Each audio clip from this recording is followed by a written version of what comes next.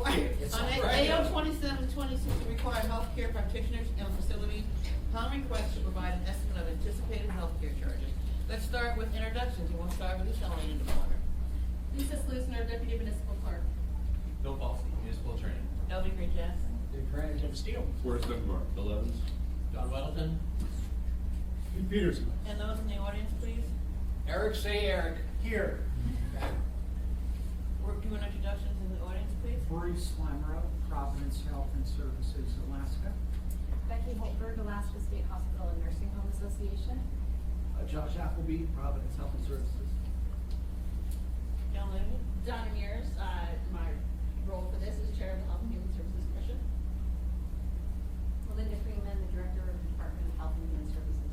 And in the back. Honor Brass, Deputy Chief of Staff. Judith Penny, Director of Employee Benefits. Thank you very much. Mr. Falsey, you have the floor. Thank you, Madam Chair. It is 4 o'clock. It is Friday. What better way to spend our time with a PowerPoint presentation? Okay, I'm going to have the lights for it. We wanted to ask this time for a work session to give you some sense of how we have landed on AO 2017-26, an ordinance of the municipal assembly to require healthcare practitioners and facilities upon request to provide an estimate of anticipated healthcare charges. So where does this come from? I think it comes from a few places. One is that it's been in the air for a very long time that healthcare in Alaska is just very expensive. And something tipped over the past summer, and where we just started to see an increasing amount of even national level coverage about Alaska's idiosyncratic place among the nation in healthcare costs. So partly that had to do with the difficulties we're experiencing in our individual marketplace. We started to see these statistics being regularly reported. Per person healthcare spending in Alaska is the 3rd highest in the country, way over thousands of dollars more than the national average, comparable to other places where you're getting a lot more bang for the buck. And that rolled over, not just to the national level, of course, we've seen a lot of local attention paid to this too. So Charles Wolforth has been on his one-man show, fixated on this for some time, and has told us that healthcare cost more than almost everywhere in the United States and are rising faster. If we stay on that trajectory, then Alaska may well come to have the most expensive healthcare in the nation, which has the most expensive healthcare in the world, which means we would have the most expensive healthcare in the known universe. We're number one. Number one. And that doesn't just put us in the Guinness Book of World Records. As Charles Wolforth also points out, that actually has some pretty negative consequences for us. Alaska's extreme healthcare costs, destroying opportunity, warping lives, crippling small businesses, stifling innovators. So you read pushing any people rights, huh? to making bizarre like this. Yes, I do. So that was the first. We thought that there really was this acute public policy question which is being posed by this unique situation that we are finding ourselves in this state. And then we came at it from a second position, and that was with our own financial interests. As we were building municipal budgets, this fact surfaced to us. If we as a municipality are self-insured, so we are paying for our own healthcare costs, and probably the best metric to see what we are paying is what we're paying in our planned cost per employee per month, because the number of employees in our system is fluctuating. Sometimes fire is in, sometimes fire is out. But this is what we are really putting in per the people that are in for each month. And the annual rate of increase over the last 10 plus years is 7.5%. And there's another way of measuring this, because the the total healthcare cost increase gets apportioned between the employer and the employee, and it's somewhat of a free hand who bears the incremental cost. But if you look at it on the employee side, that number is probably 6.9 or 7% too. So this is a pretty real number that our healthcare costs are growing by somewhere between 6.5 and 7.5%. We put that in the whereas clause of the ordinance. And of course, your intuition that this is a little higher than inflation is totally right. If you just put CPI right next to it, the annual change in CPI, the Anchorage CPI is 2%. So we are growing our healthcare budget at a rate which is way faster than just regular inflation. And as that continues, it's taking a bigger and bigger bite out of the taxes that we're collecting. So every year we're levying more taxes, more of which are not going to police, fire, roads, and other park services, but just to provide increasingly diminished employee benefits. So we have those two phenomena then, and we say there's a public interest in doing something about our rising healthcare costs. There is a municipal interest in looking at this from our own budgetary perspective. What can the municipality makers do about any of this? Well, we are not going to repeal or replace Obamacare. We are not going to regulate insurance across state lines. We are not going to provisions, there's not a whole lot that we can do, but one of the ideas that has been increasingly of interest are price transparency regimes. And this is, I think, something that we really can do. This is a little snapshot that we got from the Robert Wood Johnson Foundation that we attached as an amendment or as an appendix to the ordinance that we introduced. And so what we have put in front of you then is an ordinance that we think first and foremost addresses the first public policy consideration of aiding and empowering individual healthcare consumers, but which also has this ancillary benefit of being designed with the bizarreness of the healthcare market in mind. So a lot of commenters have noted the healthcare market isn't really like most markets. People don't know what they're going to pay until they've actually incurred the charges. People, the healthcare providers are billing different payers different prices for the same services, and they're varying wildly, even for common procedures, even though there's not a lot of evidence that those come out to different quality outcomes. In a system, sort of the fundamental point, where people don't have good information about what they're going to be charged until the bill later arrives, that works a real hardship on people. And that's not just because it affects their ability to make cost-benefit calculations. Maybe I'll do my knee replacement this year. Maybe I'll push it off till next year because I want to wait until I have a little more money in the bank. Or to shop around, maybe I'll go with this provider who has these quality outcomes, or maybe I'll go to this quality provider with slightly worse quality outcomes but is significantly cheaper. Even beyond those cost-benefit shopping around options, if you don't know what you're stepping into until the bill arrives in the mail, you just can't even manage your own finances. Can I go out to eat this month? Or I don't know. And we are not the first folks to have figured this out or to stumble into this world. There was a state of Alaska healthcare commission that existed for several years until it was defunded in 2015 and mothballed. They had several public testimonies, and this is the kind of things they heard. It is very hard to be a consumer in something when you don't know have a clue as to what the cost is. My doctor's daughter canceled the appointment after she asked what the price was. Secret pricing does a lot of harm. And that led the commission, as it was adopting this suite of core strategies to address Alaska's unique place in this space, to adopt increasing price transparency as one of their main core strategies. And roll the clock forward from 2014, 2015 to today, it is still very much in vogue. As our senators are being asked questions about what's going to happen with the ACA, you read things like this in the newspaper. The number one thing they're hearing from Alaskans is more cost transparency. People want to know what it's going to cost before the bill arrives in the mail. Your pipes break, you call the plumber, you say, how much is it? Might not be able to tell you exactly, but he knows what he charges by the hour, and he can take a guess as to how many hours it's going to cost. We don't even get that from our healthcare system. So Alaska has also fallen behind the curve on this because we really don't have much on our books on price transparency. Whereas as we stepped into this, we started to see that the other people were moving forward. So Florida made a lot of news as it passed a new bill last April. Ohio then sort of did one better than Florida and passed an even more fully throated bill last September, coming into effect just this January. And that led us to do a canvassing of all the different state laws on this and found that those were the tip of the iceberg. That states have been in this game for a very long time in some form or fashion, but it does come in several forms and fashions. And so as we were thinking whether there is something helpful for the municipalities to potentially do in this world, we thought there are really no less than 3 major design choices.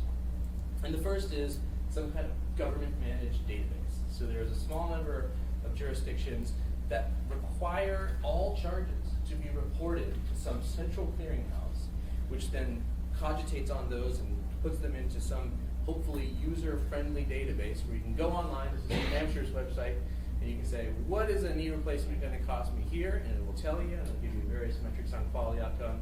This was way beyond where we wanted to go. We thought this is expensive, this is beyond our capability, this is not what we're interested in doing. Second option was something like a menu board, where you require doctors to post some kind of list of their common procedures with their standard charges. And this is a common mode too. You can go online to various hospitals and other areas and they will say, these are all our prices. If you walk in, this is what we will charge you for an average vaginal delivery. Your charges are going to be different depending on your ultimate cost responsibility is going to depend on who your insurer is, but this is the menu.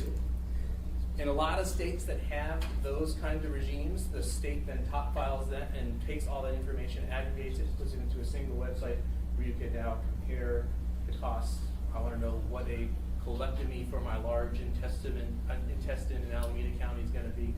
Again, this was more than we really thought Anchorage could bite off at this point. But all of them then also have some kind of menu board of posting.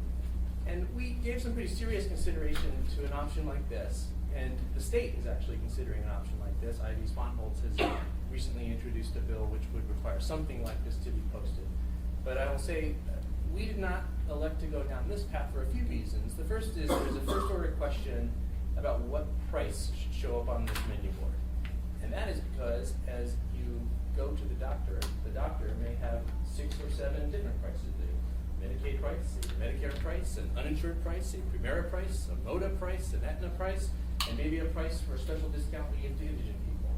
So no one, if you're required to post an average price, may actually be paying the average price. Now one answer to that, and the one that Ivy Sponholz is proposing, is to post just the uninsured price. And that works then to give you kind of a reference, because ideally that will hopefully be something like the maximum price that you're going to pay. But we still didn't think this was necessarily going to get us where we were interested in going for the following additional reasons. First, some of these standard procedures are going to be inscrutable to most people. I have no idea what a joint A spurate injection is. Maybe if I needed one, I would know. But even something like a level 1 visit versus a level 4 visit, I don't know how to manage that. Someone has to tell me what a standard doctor visit is, or I'm not going to be able to navigate that on my own. Occult blood? Occult blood? That's if you're going for the ACDC kind of services. Ozzy Osbourne. So with those two options as the ones that we reviewed but elected not to go through, what did we ultimately settle? Well, we wanted something that would help an individual navigate the system, and that's where we landed on this providing an estimate. And here too, there are a lot of different ways to design the price estimates and a lot of different models that we could choose from. And I will give you some highlights from 3 different jurisdictions that we looked at. The packet of information that you've received with the ordinance includes a second appendix which has something like 14 different jurisdictions who have different pricing laws which may be of interest to folks.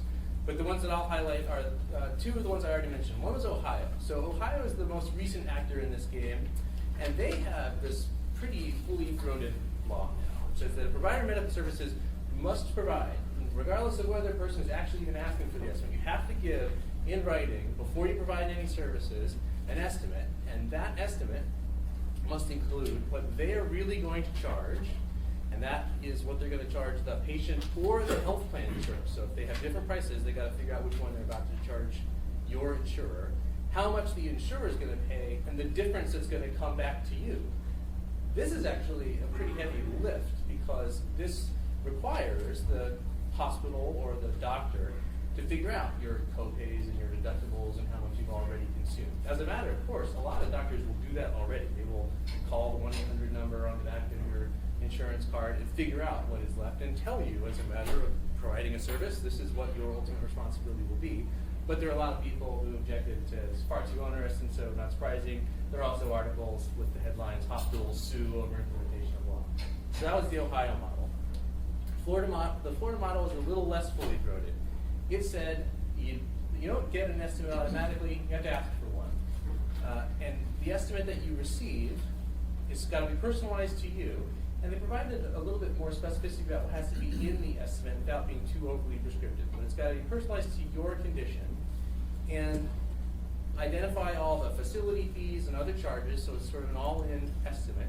But they recognize that sometimes an individual healthcare provider is actually not going to know what the all-in cost of a procedure is. So through the cardiologist, you may know what you're going to charge, but you may not know what the hospital is going to charge, and you might not know what the anesthesiologist is going to charge, and you might not know what the lab is going to charge. So if they don't include all that, they're supposed to at least give you some kind of heads up that there are other charges coming. And then finally, there was a gesture at least that you got to make the public available, aware that they can ask for this estimate. The last model that I wanted to introduce to you was Minnesota because it had some other features that we thought were interesting. The first is the Minnesota example was engaging seriously with the notion that there's a differentiation between people who are insured and those who are not. So they went for a twofold path. You either provide the uninsured information or the insured information. And they required the estimate to be in writing. That's common among all of these. But this was also interesting that they require the specific diagnostic group or procedure codes to be a part of the estimate, with some description of what they actually mean. And that, we thought, was actually a pretty key insight, because as we understand it, the codes are the only way to meaningfully talk to your insurer. And you can go online and see a description of all the codes with the HCPCS and the ICD-10s, etc. But we have heard from folks that if they call their insurer and say, I would like to know if my mammogram is covered, the first request they get back is, what code are you talking about? You don't have the code, you don't get very far. And partly that's because the codes, for those who do not live in medical building and ICD-10 and all these other regimes, are incredibly specific. A knee replacement is not a knee replacement, it's a right knee replacement, and it's not one right knee replacement. It matters whether you have autologous tissue substitutes or a unic cultivar synthetic substitute, and whether it's cemented or unccemented. So if you say, I need a knee replacement, they really need you to tell me it's a 0SRC0LA and not a 0SRC0LZ. So that gets us to where we landed. So here are the features of the ordinance that we have now proposed. We have said an individual in the municipality of Anchorage is entitled to an estimate of charges if they ask for one. And that was our first design choice. We know that if you make people ask for it, there are going to be a lot of people who are not going to know or be savvy enough to ask for them. But we really thought that we would start with where there really was an obvious interest on the part of the person making the request to receive the information. So we're trying to minimize the compliance burden on the providers by saying only if a person is really asking for it. And if they ask it, then for non-emergency procedures, 7 days after getting the request, you got to provide them in writing so that they ultimately can reconcile their actual charges with whatever estimate they receive. Some itemized estimate of the reasonably anticipated charges to treat their condition. And we're trying to be pretty reasonable here. So an estimate does not need to address the entire course of treatment. So if you're going in for kidney dialysis and you don't know if it's going to be 2 treatments or 100 treatments, the doctor could just say, the next treatment will cost this much.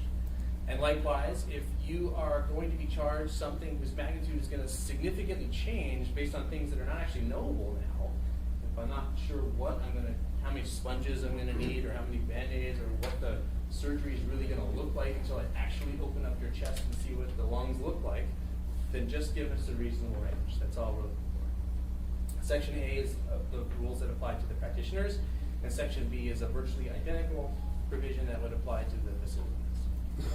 And then, following the Florida model, we tried to make the minimum description of what the estimate should consist of to make sure that it is useful to the healthcare consumer without being overly prescriptive. And so here's our pitch. You got to tell me what you're going to do in plain language, and you got to give me those billing codes so that I can turn around and then have a meaningful conversation with my insurer. Number 3, it's got to be kind of all-inclusive. There's not a lot of, we don't want hidden additional fees that were not described. And here's where we landed on what kind of charges are actually being disclosed. And in order to minimize the burden of compliance, here's the pitch we make. Either the practitioner or the facility can either provide the amount that you are going to charge me, accounting for my insurance, so I will be paying the Primera price, and you have to account for any other status that I have that affects the charges. So if I'm Alaska Native or American Indian or veteran or indigent, that's all going to be rolled in. So this is the thing that is maximally useful to me. What am I going to be charged? But if you don't want to provide that level of service, the simpler thing you can do is just provide me the amount you would charge the version of me that walked in the door with the exact same condition, but who has no insurance at all. And we think that provides a pretty minimal compliance burden on the folks who would be subjected to this. Moreover, we are acutely aware that there are going to be a lot of circumstances where people are not going to know what the total cost of the heart surgery is going to be. So you certainly can tell me what the cardiologist plus the anesthesiologist plus the hospital plus the lab is going to cost. But if you don't have all that information and you're not willing to find it for me, just give me the breadcrumbs so that I can go find it for myself. So the identity or the suspected identity of any other entity that's going to charge me. and whether that's already been included in the estimate. Some heads up that these are all, that there's a further conversation to be had with your insurer.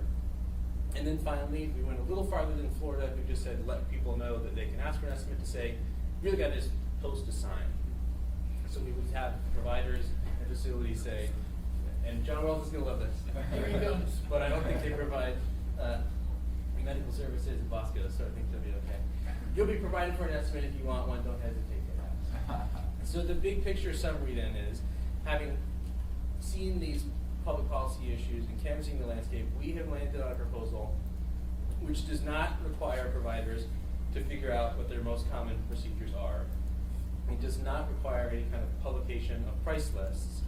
That doesn't require any disclosures to be made to the government, and doesn't require us to maintain any kind of database or digest of prices, but instead is looking very simply at J&Q health consumer who just wants some kind of heads up on what things are going to cost her, and who may be even more acutely interested in this question because it is increasingly likely that she has a high deductible plan with a health savings account, as 28% of the municipal employees now do.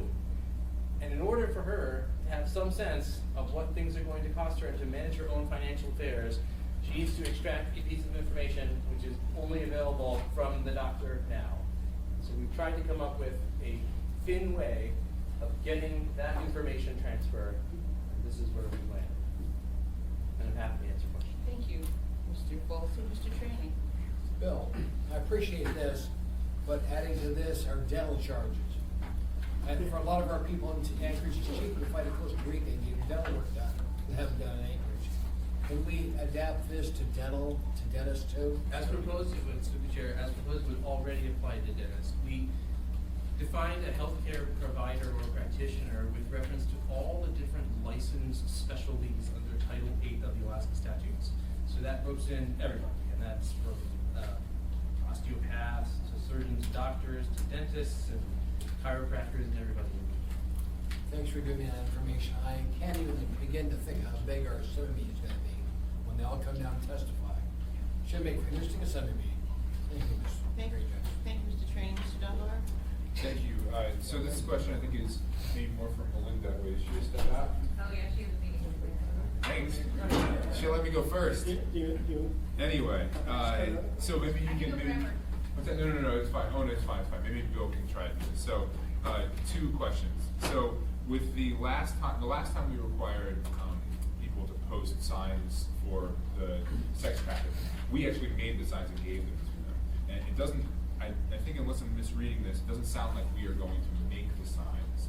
But is the intent that maybe HHS could make them and people could take them? I mean, is that something that you envision? Yeah, through the chair, my recollection of what we did on the human trafficking ordinance is a little dim. I'm not sure we said in the ordinance that we were making a sign that they had to post. I think we just had a sign that was described generally, and then we actually, in the kindness of our own hearts, made the sign and provided it. I suspect something can happen here too. I don't, at the very least, I suspect we could put a sign online and.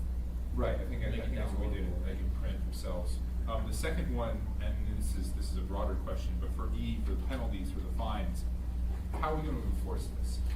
So it will be enforced in the same way that every other municipal code violation is enforced, which is that someone would have to complain, and call the hotline, and as a matter of course, Jack Frost would process it in the same order of business as he usually does.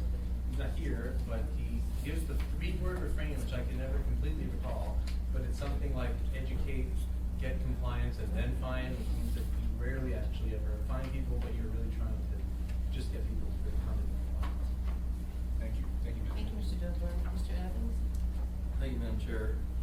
In doing the research on this bill, looking at the other states that have done similar transparency laws, did you come across information that showed that what impact those laws have had? Have they lowered costs in any of those places? I have not seen a real analysis of that question. I have mostly seen reports that it is believed that they will reduce costs. Whether it does or not, I think maybe an open question, and I will just admit not knowing the answer and from having that, not canvass the literature. But I'll say, that even if it had no downward effect on prices or cost containment, there's still a value to be provided to Jane Q. Health consumer, just to the extent that she can now manage her life in a way that in the real world is actually difficult today. So we anecdotally have had friends and neighbors tell us things like, I have a high deductible plan and I'm just trying to get some radiologist to tell me what my mammogram is going to cost, and they won't do it. And so I think there is a broad literature that suggests that it should have a downward effect on cost control, price containment. I'm not sure how well established that is, but even if it isn't established, I think there's still a utility to it. I may follow up. You sort of touched on the next question I had. Do you know currently what most local practices are when people request an estimate?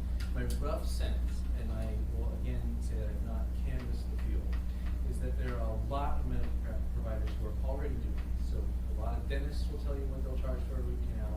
A lot of family providers will give you an estimate of what their business will cost. I'm told that that regional has some regional tell us this themselves, has a financial navigator who will help figure this out for you. Providence has something similar. But I'm also told that, especially as to specialists, it is incredibly difficult to get folks to give you pricing information.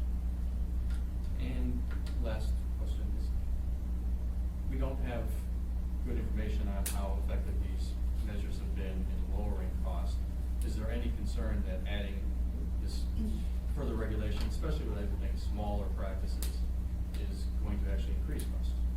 Well, I think there could be a case to be made that providing services will add some kind of marginal cost. I don't think that it is necessarily a large one. I don't know that it will redound to increasing the healthcare costs anymore.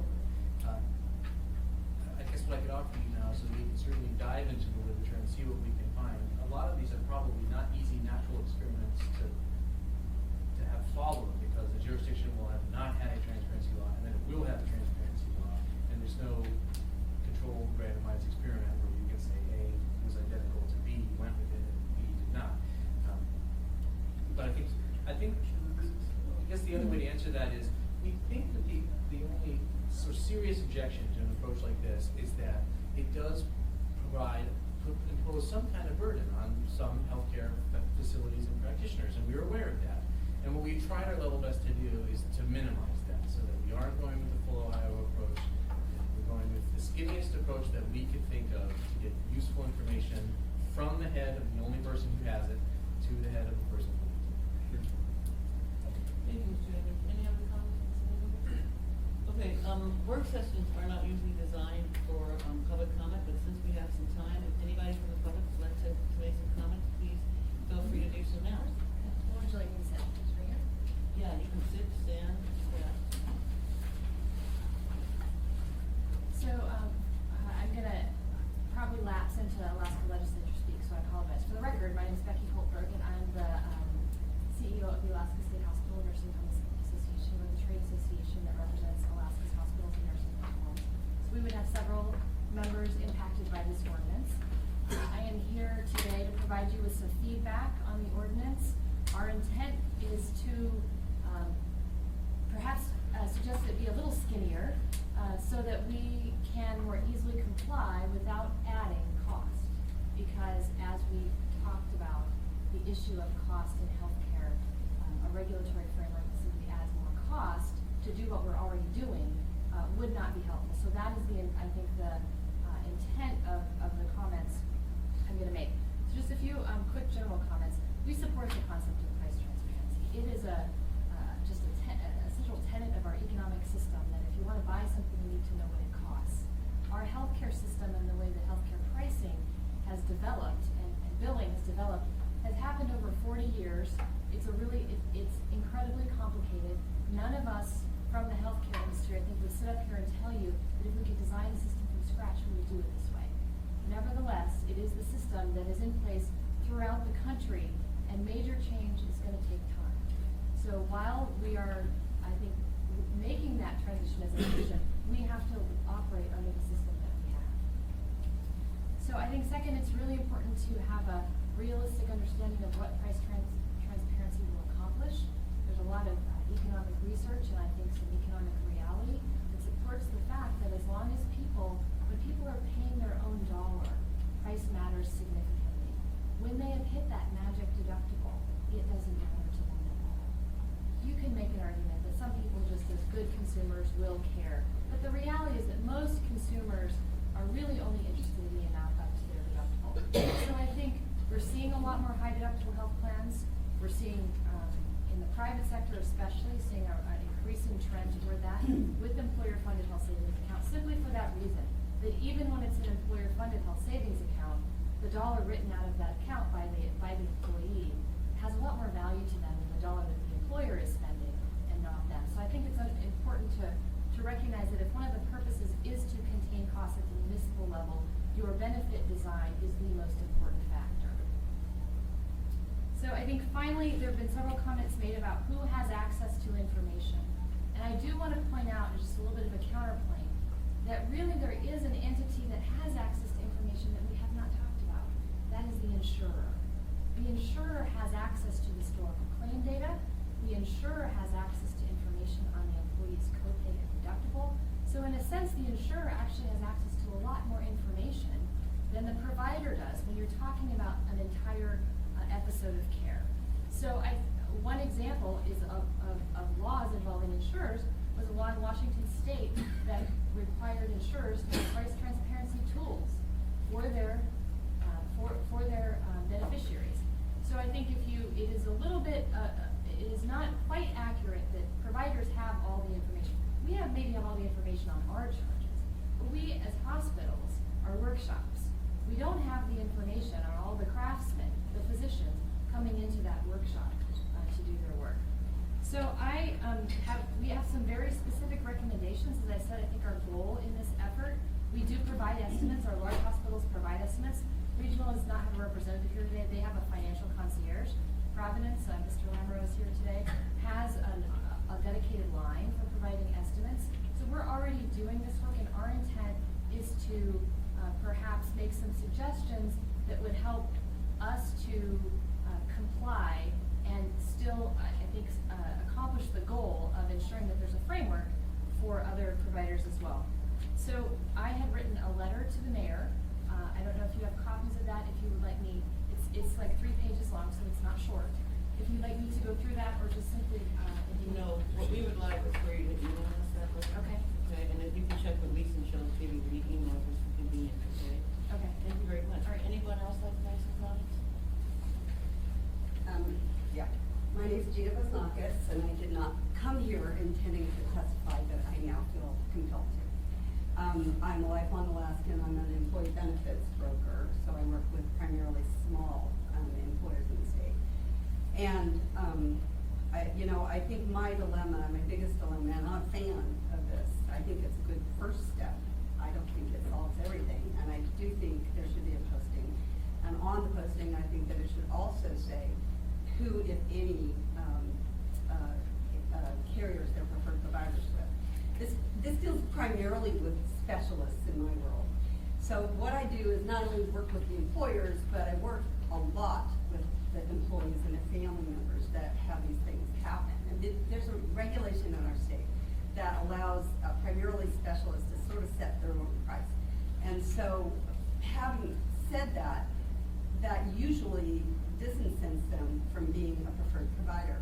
So from my perspective, when I'm dealing with family members that have gone in to a doctor to get some surgery done, and they know that they have good insurance because their employer is paying for it, and they know what it looks like, and then they get a bill that has these crazy charges on it, and they don't understand, and there's nothing I can do to help them, they think that the insurance policy is a bad one. So what happens is, if a provider is not in a network, even if they post a charge up there, it may not be paid at the amount that the employee or the patient expects. So if they're thinking they're going to pay 20% of a charge, if somebody's not in a network, they're going to pay probably maybe 40, 50, or 60% of the charge because it's out of the network. And over and above that, they're going to charge what's called, they're going to pay something called balance billing. So if the provider charges something that's over reasonable in insurance terms, that is on the patient as well. So I deal with these family members all the time that are having to pay these exorbitant costs. And if the doctor already has this information about what their charges are, if it's through Camara, what their charges are, if it's through Aetna, or whoever, or if there's somebody that doesn't have insurance, I'm a fan of posting that in front, and I think this is a great first step, because nothing's being done now, and the charges are getting outrageous. And just as an aside, I make my living off what my employers paid for the insurance. I work on commissions, so if these prices go down, which I'm fully confident they would, if something like this starts transparency, I make less. So my motivation is to not have to deal with family members that have these huge bills and have to deal with debt when they really shouldn't have to. Thank you. Mr. Delbert, do you have a question? Yeah, I have a question for you, and perhaps Bill, you could comment on this too, but I'm a little bit confused about what you said. It sounds like there are people who get larger bills than they expect because they accidentally go out of their network. Is that right? Yeah. But when the doctor, I guess I've never done this, but if you ask a healthcare provider, are you in my network, are they required to tell you now? Yes, they are, but what happens is people will go in and they'll say, for instance, do you accept Primera? Do you accept Aetna? Well, yeah, we do. Of course we do. That's not the question to ask. And you know, this is really technical stuff. And we can't expect patients to be fully versed in this kind of an industry. There's a lot of industry talk. And I deal with it day in, and I'm a small business owner, and I'm normally not a big fan of regulation. My business has been regulated like crazy from the ACA, but I'm a fan of it because I see these patients all the time that don't ask the right questions, and there's no reason they should know what to ask. They should just know they go in with good insurance, that their employer pays for them, and that if their co-insurance is 20%, that's what they're gonna pay. Anything else? No, thank you. Thank you. Thank you very much. Anyone else like to make some comments? Good afternoon. My name is Bruce Lamoureux. I serve as Chief Executive Officer for Providence Health and Services Alaska. Thank you for inviting public commentary on your work to establish a price transparency ordinance for healthcare in the community. Providence is in complete support of price transparency and applauds this effort to inform consumers. In 2016, Providence recorded 455 instances where patients requested and received price estimates for services. Providence's price estimates meet a vast majority of the elements in a recent draft of the ordinance you're contemplating. The ordinance will have very little impact on Providence's current practices. While the intent of this proposed ordinance is correct, execution misses the mark. The consumers who will be assisted by this ordinance are patients with commercial insurance and no insurance. These patients make up about 40% of people seen at Providence, with a large majority being insured patients. The remaining 60% of patients seen at Providence are Medicare or Medicaid subscribers under government's fixed payment models. There is one and only one party among stakeholders with the most complete and accurate information to satisfy the insured consumer's needs. That party is the insurance company. While Providence knows its gross charges for services and its discounts with distinct insurance companies, it does not have knowledge of independent physicians' gross charges, physicians' participation in networks or their agreements with insurers to discount their gross charges, or the specific benefit plan that each patient may have. Insurers know the gross charges, discounts, and claims paid for hospitals, physicians, and other providers. Moreover, insurers have documentation of each patient's benefit plan, which is required to tell the patient what is most important to them, namely, what the out-of-pocket costs will be to receive a service. The Alaska legislature is considering price transparency rules in the current session. We urge leaders in the municipality to consider delay of its ordinance to avoid promulgation of redundant and perhaps conflicting requirements. Let's act as rational citizens who need price transparency of the most effective type in healthcare. If the legislature has an acceptable solution, the municipality can avoid promulgating one more ordinance. If the legislature fails to enact a law, the municipality can step into the breach. Thank you for your time and service. You're welcome, thank you very much. Anyone else wish to make some comments before we move on? Ms. Penny, I don't want to put you on the spot, but you're the benefits manager, and so I just wanted to give you an opportunity to make some comments if you like. I would say that I'm in favor of the transparency ordinance, and I'm in favor of it. We don't know for sure if it's gonna lower the cost, but it will give our members an idea of what their out-of-pocket cost is gonna be. If they're, and they can price shop. If they're going to, if they have to have a hip replacement, they can contact a couple, 3 or 4 different orthopedic surgeons, and if one charges $95,000 and another one charges $35,000, that's not only a benefit to the member, that's a benefit to the municipality, because the reimbursement that we're going to be subject to is much less. So I'm in charge, I'm in favor of the transparency ordinance. Thank you very much. Mr. Middleton? You're a benefits manager, so you would talk to the insurers, and do you think it's true that we should just go to insurers and say, what are these things gonna cost? And that's what we're hearing. You can, so there's 2 parts of that. The member can talk to the provider. They can also then contact the insurer and say, what will the reimbursement for this be? So it's 2 parts. Because you need to get all the codes from the doc. Correct. You gotta go to your insurer, who doesn't know what you're talking about, you go back to your doc. Right, you have to have, you're right, Mr. Railton, you do need to have the specific ICD-10s or the diagnosis codes, all that information in order to be able to get, what you're looking for. And a day off. Thank you, Mr. Middleton. Any other comments? Well, before we adjourn, I just want to thank everybody for being here, and Mr. Folsom for his really great presentation. And of course, Lisa, back here, I especially want to thank my colleagues, because we've been at this since 12 o'clock, and everybody in the union, I really appreciate it. So thank you, gentlemen.